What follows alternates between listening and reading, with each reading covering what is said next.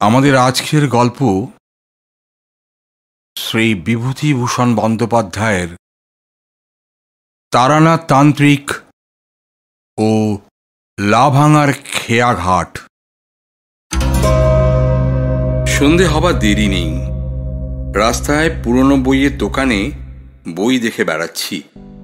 এমন সময় আমার এক বন্ধু কিশোরী সেন এসে বলল, এই যে এখানে কি, চলো চলো হাত দেখিয়ে আসি। তারানাথ জ্যোতিষীর নাম শুনেছ? মস্ত বড় জ্যোতিষী। হাত দেখানোর ঝোঁক চিরকাল আছে, সত্যিকার ভালো জ্যোতিষী কখনো দেখিনি। জিজ্ঞেস করলাম, বড় জ্যোতিষী মানে কি? যা বলে তা সত্যি হয়? আমার অতীত বর্তমান বলতে পারে, ভবিষ্যতের কথা বললে বিশ্বাস হয় না। বন্ধু বলল, আরে চলোই না, পকেটে টাকা আছে, 2 টাকাই নেবে, দেখো না বলতে পারে কিনা। কাছেই একটা গলির মধ্যে একতলা বাড়ির গায়ে টিনের সাইনবোর্ডে লেখা আছে, তারানাথ জ্যোতির্বিনোদ। এই স্থানে হাত দেখা ও কোষ্ঠী বিচার করা হয়। গ্রহ শান্তির কবচ তন্ত্রোক্ত মতে প্রস্তুত করি। আসুন ও দেখিয়া বিচার করুন।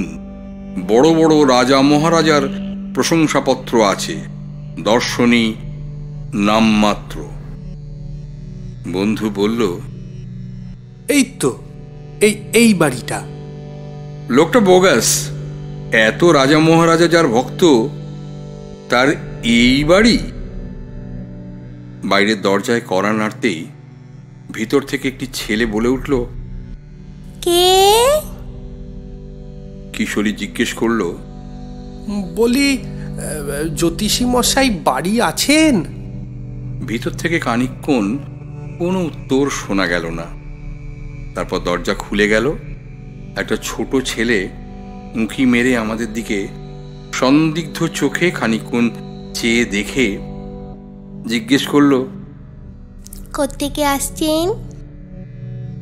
আমাদের আসার উদ্দেশ্য শুনে সে আবার বাড়ির ভেতরে চলে গেল, কিন্তু কারো কোনো সাড়া শব্দ পাওয়া গেল না। আমি বললাম,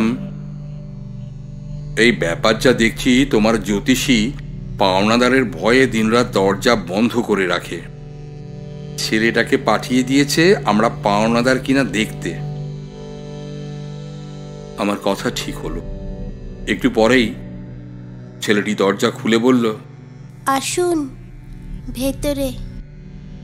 ছোট একটা ঘরে তক্তপোষের ওপর আমরা বসলাম।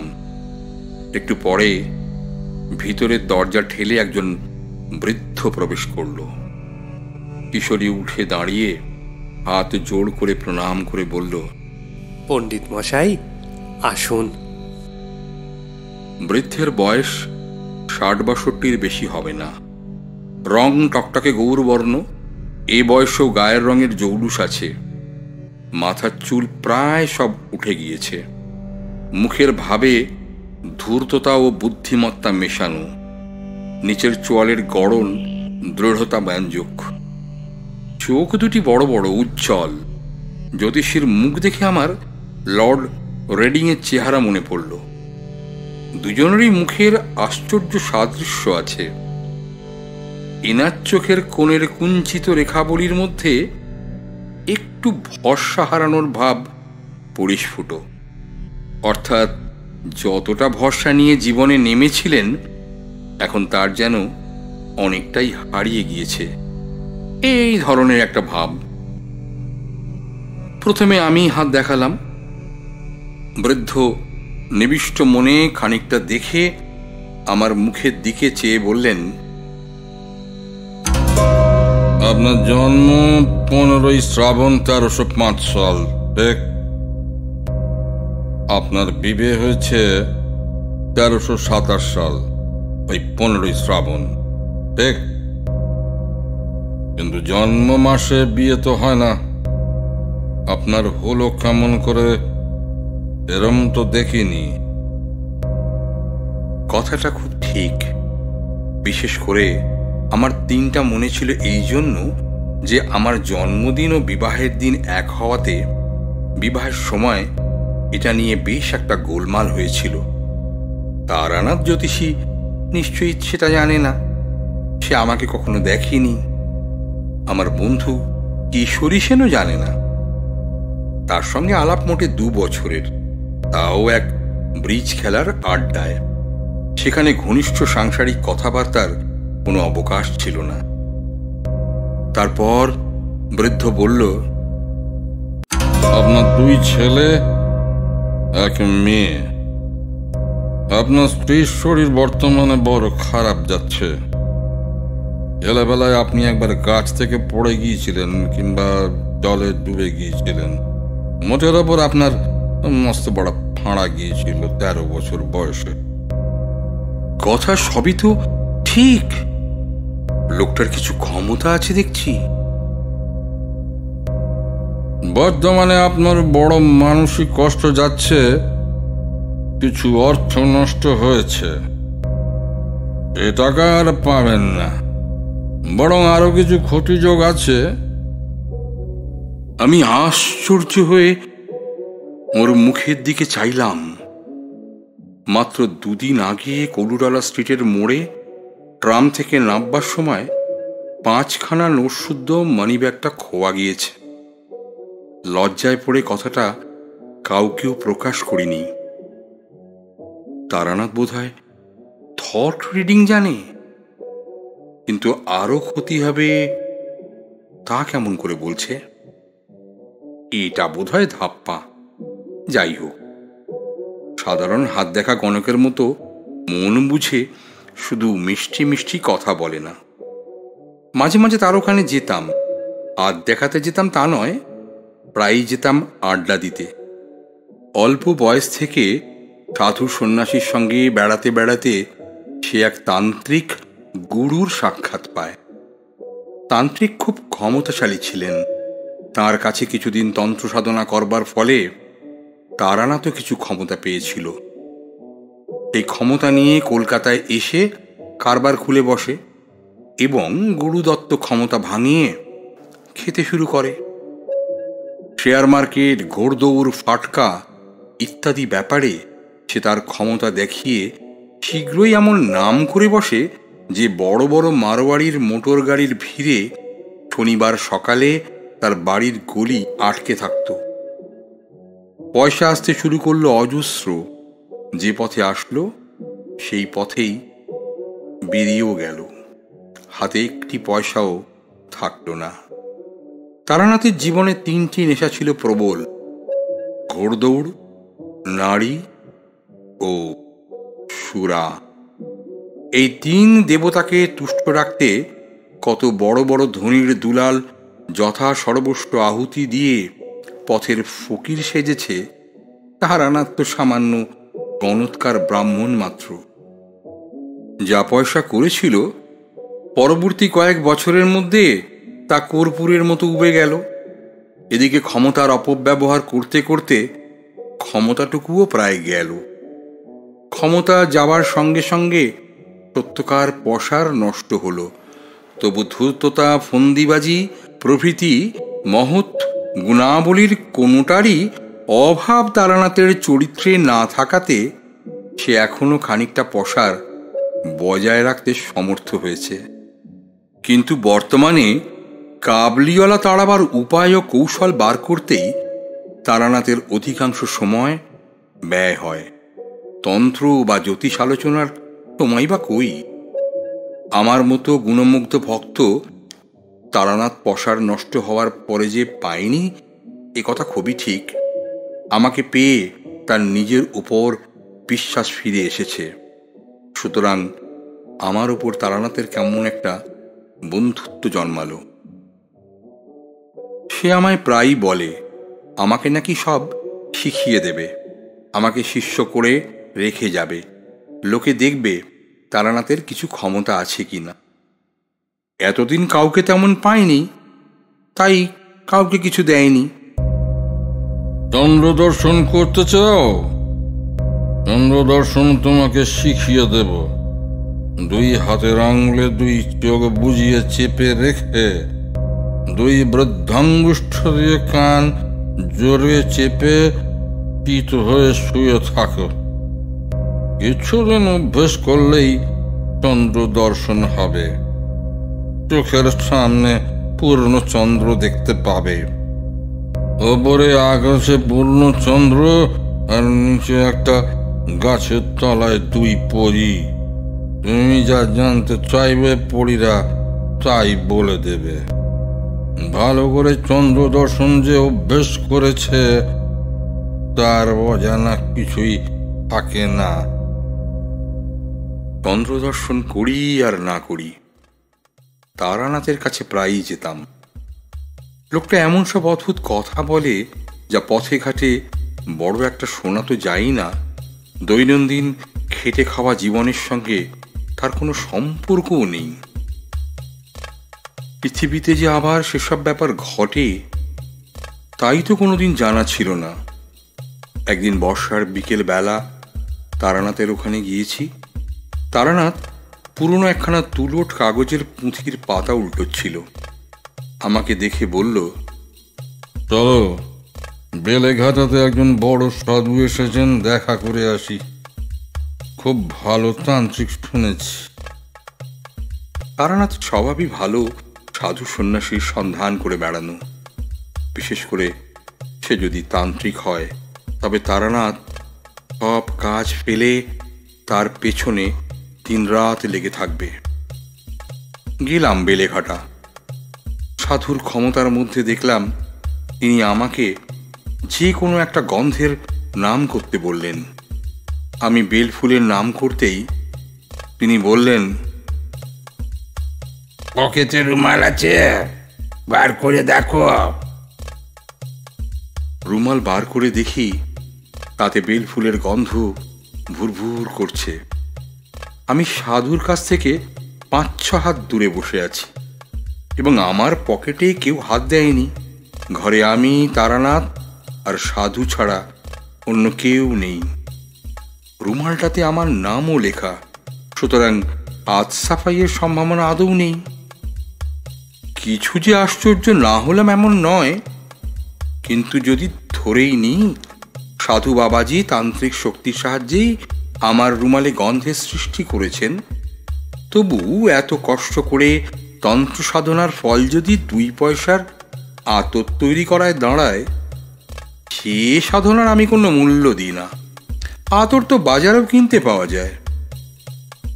ফিরবার সময় তারানাথ বলল, না, লোকটা নিম্ন শ্রেণীর তন্ত্র সাধনা করেছে, তারই ফলে 2-1 সামান্য শক্তি পেয়েছে।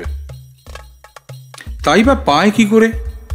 বৈজ্ঞানিক উপায়ে কৃত্রিম আতর প্রস্তুত করতেও তো অনেক তোড়জোড়ের দরকার হয়।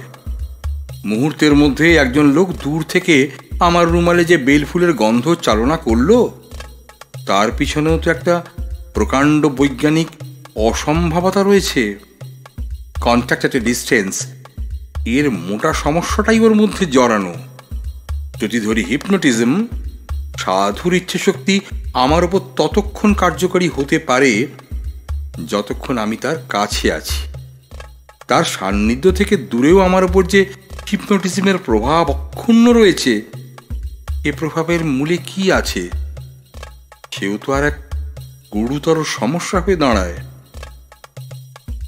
তারানাথের সঙ্গে তার বাড়িতে গিয়ে বসলাম। তারানাথ বলল, তুমি এই দেখেই দেখছি আশ্চর্য হয়ে পড়লে, তবু তো সত্যিকার তান্ত্রিক দেখনি। নিম্ন শ্রেণীর তন্ত্র এক ধরনের জাদু, যাকে তোমরা বলো ব্ল্যাক ম্যাজিক। এক সময় আমি ও জিনিসের যে চর্চা না করেছি তা নয়। ও আতরের গন্ধ আর এমনকি এমন সব ভয়ানক ভয়ানক তান্ত্রিক দেখেছি, শুনলে পরে বিশ্বাস করবে না। একজনকে জানতুম, সে বিষ খেয়ে হজম করত। কিছুদিন আগে কলকাতায়ও তোমরা এ ধরনের লোক দেখেছ। সালফিউরিক অ্যাসিড, নাইট্রিক অ্যাসিড খেয়েও বেঁচে গেল, জিভে একটা দাগও লাগলো না। এসব নিম্ন ধরনের তন্ত্র চর্চার শক্তি ব্ল্যাক ম্যাজিক ছাড়া কিছু নয়। এর চেয়ে অদ্ভুত শক্তির তান্ত্রিক দেখেছি। কি হলো জানো? ছেলেবেলায় আমার দেশ বাঁকুড়াতে এখন নাম করা সাধু ছিলেন। আমার এক খুড়িমা তার কাছে দীক্ষা নিয়েছিলেন। আমাদের ছেলেবেলায় আমাদের বাড়ি প্রায় আসতেন। তিনি আমাদের খুব ভালোবাসতেন। আমাদের বাড়ি এলেই আমাদের নিয়ে গল্প করতে বসতেন আর আমাদের প্রায় বলতেন, দুই চোখের মাঝখানের ভুরুতে একটা জ্যোতি আছে, ভালো করে চেয়ে দেখিস, দেখতে পাবি। খুব এক মনে চেয়ে দেখিস। মাস 2-3 পরে আমার এক জ্যোতি দর্শন হলো। ভাবলাম চন্দ্র দর্শনের মতো নাকি। মুখে জিজ্ঞাসা করলাম, কি ধরনের জ্যোতি? এক নীল বিদ্যুৎ শিখার মতো। বাড়ির পিছনে পেয়ারা তলায় বসে সাধুর কথা মতো নাকের উপর দিকে ঘন্টা খানেক চেয়ে থাকতাম। সবদিন ঘটে উঠত না, হপ্তার মধ্যে 2-3 দিন বসতাম। মাস 3 পরে প্রথম জ্যোতি দর্শন হলো। নীল লিকে একটা শিখা আমার কপালের মাঝখানে ঠিক সামনে খুব স্থির। মিনিট খানেক ছিল প্রথম দিন। এইভাবে ছেলেবেলাতেই সাধু সন্ন্যাসী ও যোগ ইত্যাদির ব্যাপারে আকৃষ্ট হয়ে পড়ি। বাড়িতে আর মন থেকে না। ঠাকুরমার বাক্স ভেঙে একদিন কিছু টাকা নিয়ে পালিয়ে গেলাম একেবারে সোজা কাশিতে। একদিন অহল্যাবাইয়ের ঘাটে বসে আছি। সন্ধ্যে তখনও উত্তীর্ণ হয়নি। মন্দিরে আরতি চলছে। এমন সময় একজন লম্বা চওড়া চেহারার সাধুকে গরম পায়ে দিয়ে কমণ্ডলু হাতে ঘাটের পৈঠায় নাপতে দেখলাম। তার সারা দেহে এমন একটা কিছু ছিল যা আমাকে আর অন্যদিকে চোখ ফেরাতে দিলে না। সাধু তো কতই দেখি। চুপ করে আছি। সাধু বাবাজি জল ভরে পৈঠাবে উঠতে উঠতে হঠাৎ আমার দিকে চেয়ে খাস বাংলায় বললেন, বাবাজির বাড়ি কোথায়? বাঁকুড়া জেলার মালিয়ারা রুদ্রপুর। মালিয়ারা রুদ্রপুর? বাহ বাবা, রুদ্রপুরের রামরূপ সান্যালের নাম শুনেছ? তাদের বংশে এখন কে আছে জানো? আমাদের গ্রামে সান্যালেরা একসময় খুব অবস্থাপন্ন ছিল। খুব বড় বাড়ি ঘর, দরজায় হাতি বাঁধা থাকতো শুনেছি। কিন্তু এখন তাদের অবস্থা খুব খারাপ। কিন্তু রামরূপ সান্যালের নাম তো কখনো শুনিনি। সন্ন্যাসীকে অসম্ভ্রমে সে কথা বলতে তিনি হেসে বললেন, তোমার বয়স আর কতটুকু? তুমি জানবে কি করে? খেয়া ঘাটের কাছে শিব মন্দিরটা আছে তো। খেয়াঘাট? রুদ্রপুরে নদী নেই, মজে গিয়েছে কোন কালে। এখন তার উপর দিয়ে মানুষ গরু হেঁটে চলে যায়।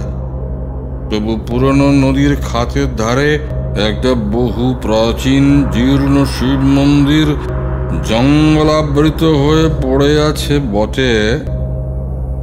শুনেছি সান্যালদেরই কোনো পূর্বপুরুষ ওই শিব মন্দির প্রতিষ্ঠা করেন। কিন্তু এসব কথা ইনি কি করে জানলেন? জিজ্ঞেস করলাম, আপনি আমাদের গাঁয়ের কথা জানেন দেখছি।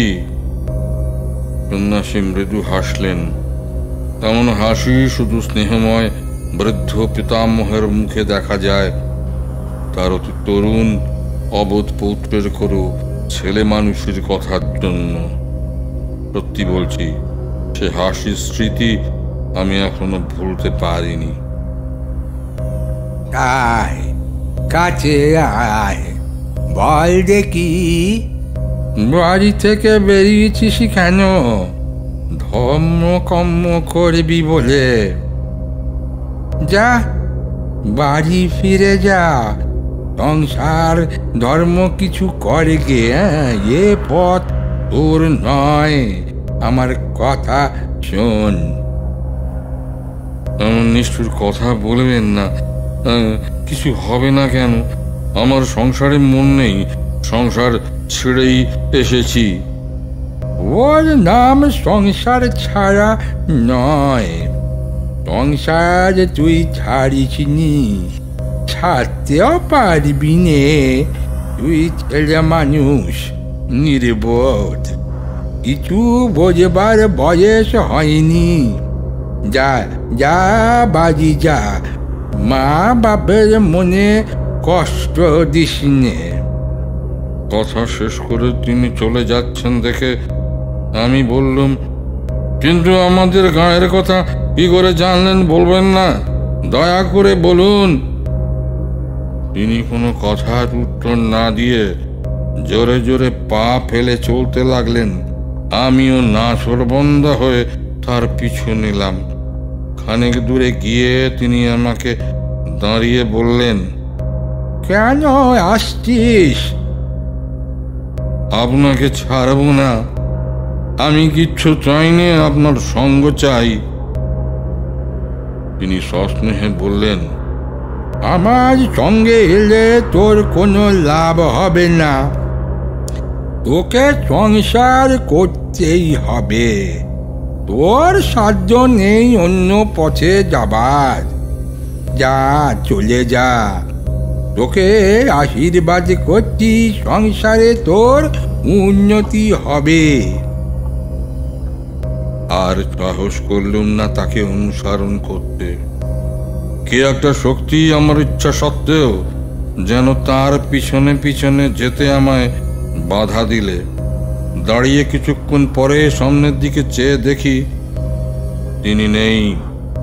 বুঝতে পারলুম কোন গলির মধ্যে তিনি ঢুকে পড়েছেন বা কোন দিক দিয়ে গেলেন। অনেক দিন পরে বাড়ি ফিরে এসে দেশের খুব বৃদ্ধ লোকদের কাছে খোঁজ নিয়েও রামরূপ সান্যালের কোনো হদিশ মেলাতে পারলুম না। সান্যালদের বাড়ির ছেলে ছোকরার দল তো কিছুই বলতে পারে না। ওদের এক শরিক জলপাইগুড়িতে ডাকঘরে কাজ করত। তিনি পেনশন নিয়ে সেবার শীতকালে বাড়ি এলেন। কথায় কথায় প্রশ্ন করাতে তিনি বললেন, দেখ, আমার ছেলেবেলায় বড় জ্যাঠামশাইয়ের কাছে একখানা খাতা দেখেছি। তাতে আমাদের বংশের অনেক কথা লেখা ছিল। বড় জ্যাঠামশাইয়ের ওইসব শখ ছিল। অনেক কষ্ট করে নানান জায়গায় হাঁটাহাঁটি করে বংশের কুলজি জোগাড় করতেন। তার মুখে শুনেছি 4-5 পুরুষ আগে আমাদেরই বংশে রামরূপ সান্যাল নদীর ধারে ওই মন্দির প্রতিষ্ঠা করেন। রামরূপ সাধক পুরুষ ছিলেন, বিবাহ করেছিলেন, ছেলেমেয়েও হয়েছিল, কিন্তু সংসারে তিনি বড় একটা লিপ্ত ছিলেন না। রামরূপের বড় ভাই ছিলেন রামনিধি। প্রথম যৌবনেই অবিবাহিত অবস্থায় সন্ন্যাসী হয়ে গৃহত্যাগ করেন, আর কখনো দেশে ফেরেননি। তা অন্তত 150 বছর আগের কথা হবে। ওই শিবমন্দিরটা ওরকম মাছের মধ্যে বেখাপ্পা জায়গায় কেন? তা নয়, ওখানে তখন নদী বহতা ছিল, খুব স্রোত ছিল, বড় বড় কিস্তি চলতো। কোনো নৌকো একবার ওই মন্দিরের নিচে ঘাটে মারা পড়ে বলে ওর নাম লাভাঙার খেয়াঘাট। খেয়াঘাট? হ্যাঁ, জ্যাঠামশাইয়ের মুখে শুনেছি, বাবার মুখে শুনেছি। তাছাড়া আমাদের পুরনো কাগজপত্রে আছে শিব মন্দির প্রতিষ্ঠা হয়েছিল লাভাঙার খেয়াভাটির ওপর। কেন বলতো, এসব কথা তোমার জানার দরকার কি হলো? বইটই লিখছ নাকি? ওদের কাছে কোনো কথা বলিনি, কিন্তু আমার দৃঢ় বিশ্বাস হলো, এবং সে বিশ্বাস আজও আছে। কাশীর সেই সন্ন্যাসী রামরূপের দাদার রামনিধি নিজেই কোনো অদ্ভুত যৌগিক শক্তির বলে 150 বছর পরেও বেঁচে আছেন।